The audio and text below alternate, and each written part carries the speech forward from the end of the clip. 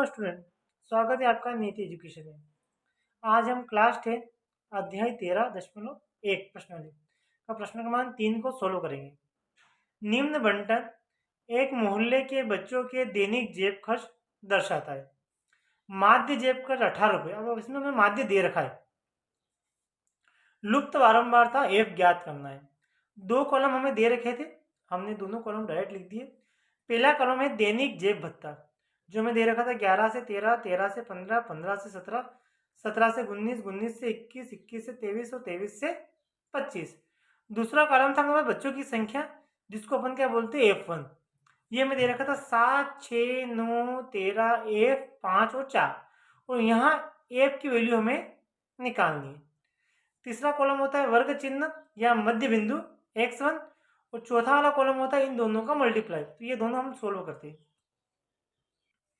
चलो मध्यमान निकाल दे। तो 11 और 13 के बीच में कितना आता है? 12। 13 और 15 के बीच में कितना आता है? 14। 15 और 17 के बीच में कितना आता है? 16। 17 और 19 के बीच में कितना आता है? 18। 19 और 21 के बीच में 20। 21 और 23 के बीच में 22, और 23 और 25 के बीच में 24। अब इन दोनों कॉलम का हमें निकालना है मल्टीप्लाई। तो 12 का गुणा 7 में करेंगे तो 12 7 84। 14 का गुणा 6 में करेंगे तो 14 6 84। 16 का गुणा 9 में करेंगे तो 16 9 144। 18 का गुणा में करना 13 में, तो 18 दिया 54, 4 हासिल 5, 18 एकम 18 और 5 23। 20 का गुणा एफ में करेंगे तो 20 एफ। 5 दूनी 10 की 0 हासिल 1, 5 दूनी 10 और 1 11। 4 छंग 16 के 6 हासिल 1, और 4 दूनी 8 और 1 9। अब हमें इन दोनों कॉलम का प्लस करना है। तो ये कॉलम क्या था अपना एफ, तो सबमिशन F1 इज इक्वल। अब इसमें एफ वाला कॉलम प्लस नहीं होगा, इसको छोड़ के बाकी सारे कॉलम अपन प्लस कर दे। तो 7 और 6 13, 13 और 9 22, 22 और 3 25, 25 और 5 30, 30 और 4 34, 34 के 4 हासिल 3, 3 और 1 4 44। अब इसमें अपने एफ को प्लस नहीं किया, तो यहाँ पर लिख देते प्लस एफ। प्लस करके लिखना, इंटू करके मत लिख देना। चलो सबमिशन कॉलम कौन सा है? F1 into x1। यहाँ पर भी अपन इस 20 एफ को प्लस नहीं करेंगे, इसको ध्यान रखना। ऐसा नहीं 20 तुम प्लस कर दो, इसको छोड़ ही देना।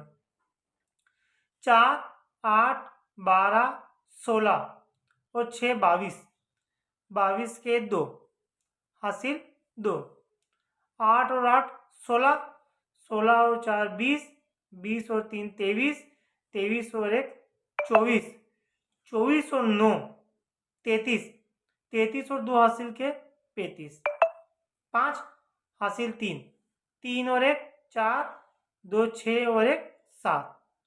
और यहाँ पर भी अपने 20 एफ को इसमें प्लस नहीं किया, तो प्लस करके ने 20 एफ हो गया। दोनों कॉलम के अपना पास प्लस।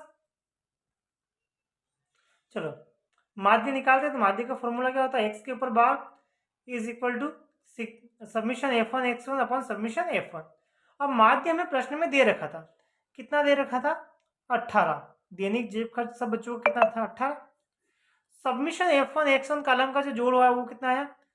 752 प्लस 20 एफ, और F1 कॉलम का जो प्लस आया वो है 44 प्लस एफ। इसके अपॉन में कुछ नहीं, मतलब कितना है? 1।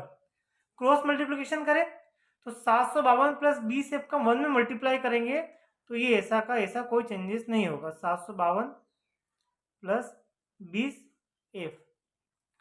चलो 18 का गुणा 44 में करना है, तो 18 गुणा तुम 44 में करोगे कितना आएगा? 18 एकम 18, 18 तुम 36, 18 54, 18 चौक 72, 72 के 2 हासिल 7, 18 चौक 72 और 7 89, 792।